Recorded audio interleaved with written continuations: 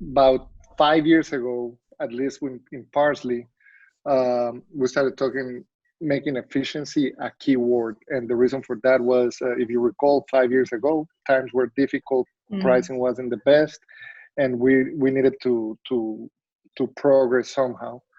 So we had no tools whatsoever.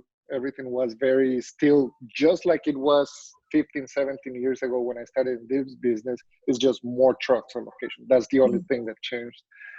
And even less people, which was weird. So we were trying to optimize all the resources, but it always stuck in everybody's head, and especially ours. Like, how can we make this better? I mean, safer and better. So transitioning faster through the years, we started implementing a service quality program within Parsley of keeping track of NPTs and areas that we should avoid, that we can avoid. Basically anything that is related to human errors or equipment failures that we could foresee, plan. And this was all kept manually on an Excel sheet. And back in the day, I was the field superintendent, and that took several hours of work, just writing down data and having weekly, monthly, quarterly meetings with the vendors. And I had really nice pie charts that were made with my awesome Excel skills back in the day. We were able to isolate all these events that could have been prevented. NPT, because you're not doing preventive maintenance, because you're not planning the volume of sand delivered, because you don't have your water properly planned. And still we had efficiencies that, compared to at least what you would see on the market, it wasn't as good as the market was dictating, right? And we started looking into why. The gathering of data was still being done by our guys on location, putting together an Excel file that, yes, it evolved into some visual basic and whatnot, but still relying on a lot of programming skills and our own engineers and myself trying to put stuff together, and analyzing was still a matter of almost, if you may, the eye of the beholder. With this, we started to gain our efficiencies. I want to say between 2017 and 18, we gained about 25-30% efficiencies as far as footage, pumping hours, whatever metric you want to look at, number of stages. And we learned. It clicked. Okay, who wants to be a part of this philosophy? So we found key partners that understood where we wanted to go. And they were asking for tools, and we kept bringing tools, which made our cost come up a little bit. Our efficiencies were good, but our costs came coming up. So we made a stop within the engineers, and we said, you know what, we can bring costs, but this has to be paid somehow. And again, we went back to the same concept 2 years before, which was efficiency and tracking things on location. I didn't believe it 2 years ago when we were talking, let's look at 5 minutes, 10 minutes that we can cut in between stages, 15 minutes that we can cut in between stages. It seemed ridiculous. But then 2 years ago, we put a goal on ourselves that we have to be pumping at least 75% of the time on location, 18 hours of the day. And we kept missing by 3-4 hours or whatever it was. And we started seeing those teeny, itty bitty differences between what is a transition time, what is this, what is the other. It's still a manual gauge. So we have 4 people in this discussion. What Jennifer believes is a transition time is different from what Shane thinks, from what Brett thinks. And we spend a lot of time with everybody making consistency through the field, going out there and saying, these are the steps, that how you're gonna put the category of each step. But still, it's 42 consultants that we had at a time, right? Until I spoke to Colbor's salesperson, Mindy. She sent me an email. I'm like, okay, let's see what you're talking about. And I talked to Brett back in the day. It clicked to me that, okay, so we still need the people on location, but this is measured time. This is not somebody putting in open wells or Wellview, whatever the platform is. I transitioned from 6:15 to 6:20. No, this is a true measure of time that is on location. So I can pull it out.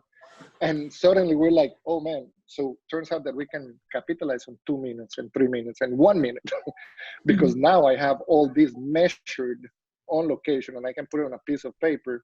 And the main thing, and I told Shane and Brett several months ago, let's focus on this. Let's identify the steps with all your, that we can differentiate everything that happens on location. We can go as crazy as you want. A year ago, we had 42 steps only on frac, forget about wireline, whereas some companies had 8 steps: finish pumping, open, close, move, and that's it, right? We had a bunch of steps, and now we're reading live data and we're still learning how we can categorize it so we don't go crazy with so many stuff that is coming. But now we're seeing the value that we can look at 1 minute at a time, all by making it safer on location, which is the biggest price of everything, because now my company man is not paying attention to writing every single step, because now I have him focus on the operation. The safer we are, the more efficient we are. So it's a gain on both sides, and that's how we came to the evolution. A very quick or long, I don't know how long I took it, a quick evolution on how and why we are so interested into this application. More than a learning, but the biggest task that we have imposed with Shane and his IT team and our engineers, we have a couple of engineers dedicated to this project as well, is to ensure that we define these critical paths and these critical steps as the ones that we're gonna set as the let's call it an alarm, that we can benefit from it, right? That we can, okay, we need to stay within this parameter to ensure that our efficiency or our safety is concerned. Like, say you're not comfortable with a pressure test that is under 5 minutes because of whatever the reason is, right? So if that's a critical path within your operation, we're discussing these things.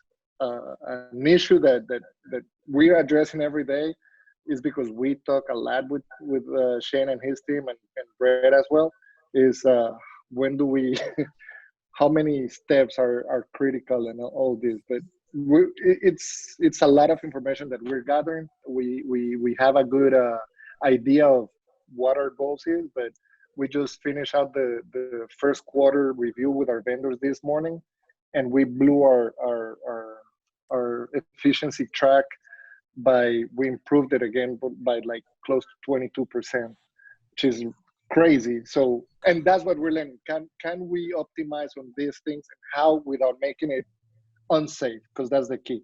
I don't want people saying that we're at zero things that we can squeeze, so cutting corners, that's not acceptable. So we talked to Colbur and other technologies. Okay, how can we make these things safe, but truly focusing on the parameters that we can make it more efficient on location. And our focus as we go through this with Parsley on that front, exactly the initial period when we get with clients like Parsley, when we're working on this, is all about identification, right? It's first of all making that visible, those minutes, every minute. And then Augustin and their team are constantly looking at it, adjusting, finding optimal. And because you have such high visibility and transparency on this, we can get it dialed right down to that minute. And then the system after that is used to maintain that minute. So every pad that comes up, we're pitting actuals against expected, and the system keeps evolving to the point where that gets automated. And it starts spitting out alerts, alarms, you're 1 minute over, 2 minutes over. Like, you can really start to thread that needle as we go forward with Parsley. So we've done it with Colbur. We had large pads where we were able to attach gauges to not only, if we had a 3-well pad, not only to the other 2 wells, but also on within the pad, we had other wellheads, and we actually attached gauges and monitored those. Theoretically, you could do that. I mean, we did see a few pressure responses. The problem is not that we see it or we don't see it. The problem is, how do we start making a tier of what a frac hit is going to be, so we take preventive measures, right? So we're still doing that evaluation, understanding when we should do changes. We haven't done them in the past unless there's a true communication that you actually see in surface any kind of reaction. But that's hardly the case. So we're monitoring and we're learning. We have there might be some complement technologies that we've done in the recent past that may validate theories and formulas and all this stuff that goes with it, trying to understand the height growth. Every example will be unique in terms that if this is a parent child and you have a highly depleted versus not so depleted and whatnot. But the capability and the technical decision to make it or not, if that technical decision is available, this technology, for instance, it can be used to make such calls. We just haven't done it because we're still in the learning of what does a true frag hit is. Right. We know what it is, but to what extent? What does it really look like? Exactly. It was the first one we did in January or early February, but we did it in a larger pad with different gauges. Parsley itself is a young company in terms of I mean, you can look at our management and all that, highly advanced in terms of looking forward and making sure that we're looking at a future. So we're looking for partners that adapt to that and that the value we see in terms of implementing stuff. So like I mentioned before, 3-4 years ago, becoming efficient was at a higher cost than the end result because of lack of partnerships that clicked correctly, right?